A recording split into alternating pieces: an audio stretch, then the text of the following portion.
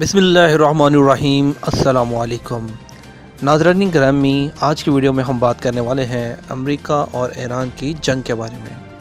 امریکہ کا مشرق وسطی میں مزید 1500 فوجی بھیجنے کا فیصلہ۔ امریکی صدر ڈونلڈ ٹرمپ نے ایران کے ساتھ حالیہ کشیدگی کے بعد مشرق وسطی میں مزید 1500 فوجی بھیجنے کا اعلان کرتے ہوئے کہا ہے کہ اس کا مقصد خطے میں امریکی مفادات کا تحفظ کرنا ہے۔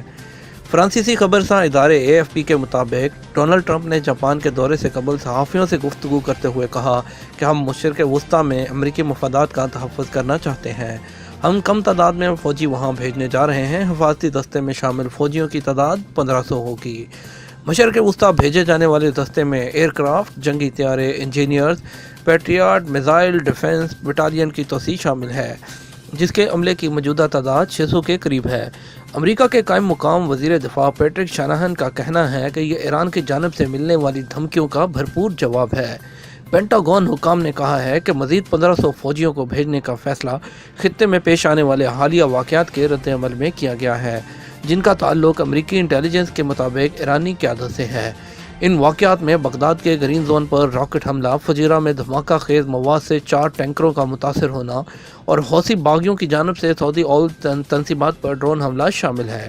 تاہم ایران نے ان حملوں میں کسی سطح پر ملوث ہونے کی سختی سے تردید کی اور حملوں کی تحقیقات کا مطالبہ کرتے ہوئے کہا تھا کہ اس طرح کے واقعات خطرناک اور قابل مذمت ہیں۔ Joint staff rear admiral Michael Gilday کا کہنا ہے کہ ہم اسے ایک مہم کے طور پر دیکھتے ہیں۔ انہوں نے واضح کیا کہ خطے میں موجود فوجیوں کی تعداد میں اضافہ aircraft carrier task force, B-52 bomber طیاروں اور چھوٹے جنگی جہازوں کی رواں ماہ کے اوائل میں تعیناتی اپنے دفاع اور ایران کو دھمکیوں کا واضح جواب دینے کے لیے ہے۔